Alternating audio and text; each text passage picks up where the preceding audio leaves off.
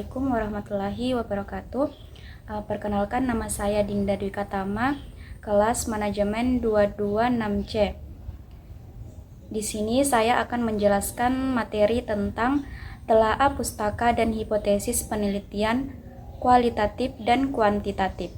Telaah pustaka berperan sebagai landasan teoritis untuk memahami penelitian.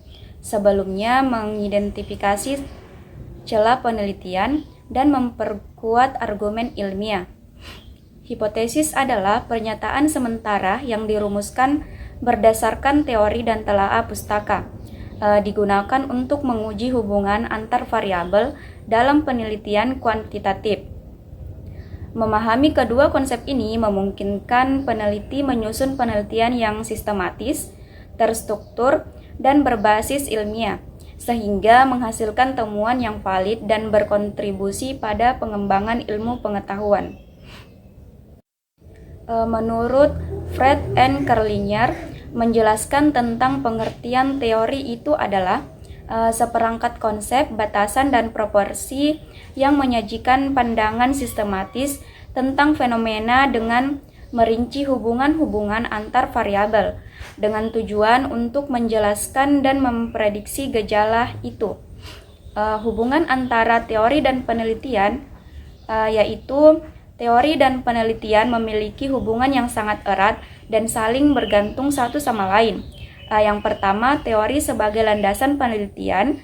Yang kedua, penelitian untuk menguji atau memperbaharui teori. Yang ketiga, teori untuk mengarahkan penelitian. Selanjutnya, jenis-jenis teori menurut Mark 1963 dalam Siti Rahayu Haditono 1999.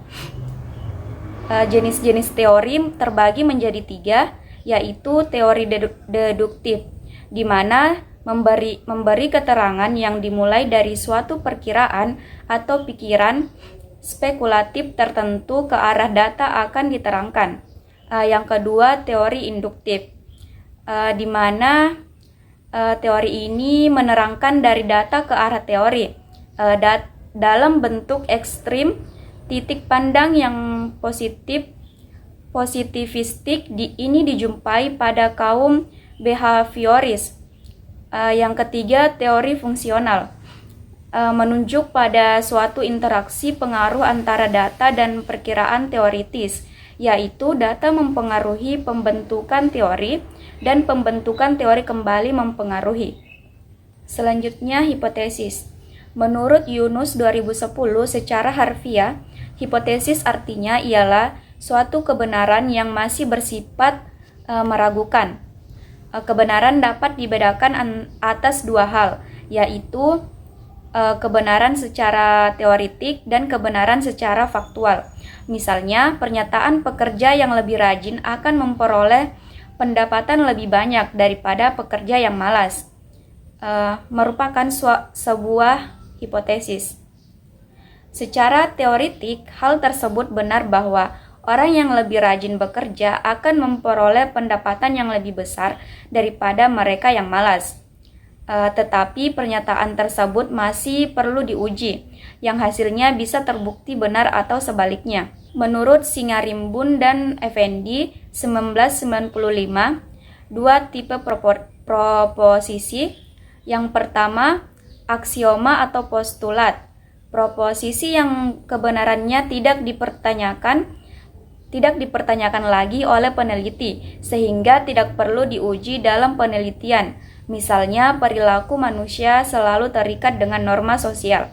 Yang kedua, teorem, di mana proposisi yang dideduksikan dari aksioma. Sebagai contoh, perilaku seseorang dipengaruhi oleh niatnya untuk melakukan perilaku tersebut. Suatu pernyataan yang menghubungkan antara dua variabel atau lebih secara operasional yang siap diuji secara empiris.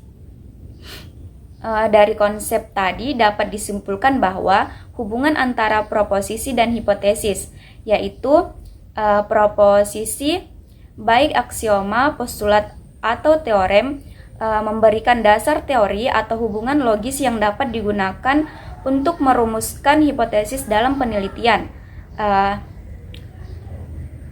Hipotesis seringkali didasarkan pada proposisi, terutama teorem, yang bisa diuji dalam konteks empiris.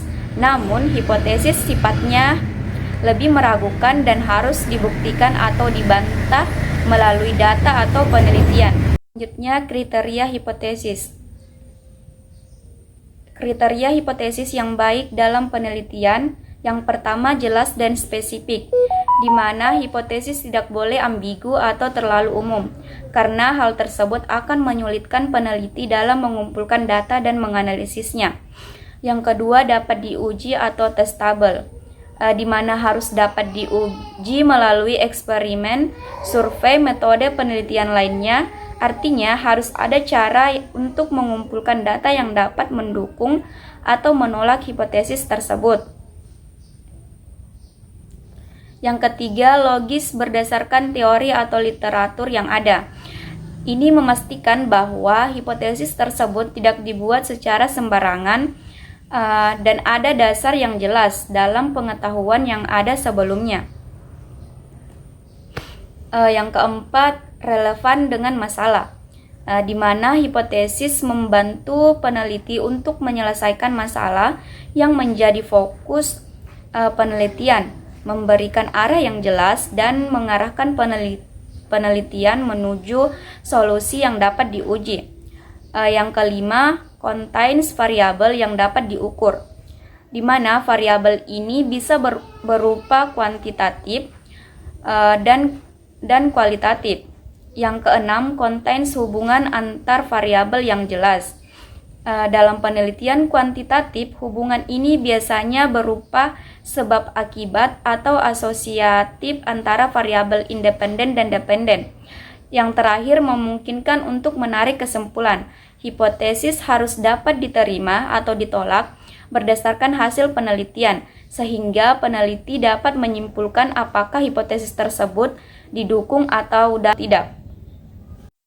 Itulah yang dapat saya sampaikan, lebih dan kurangnya mohon dimaafkan. Wassalamualaikum warahmatullahi wabarakatuh.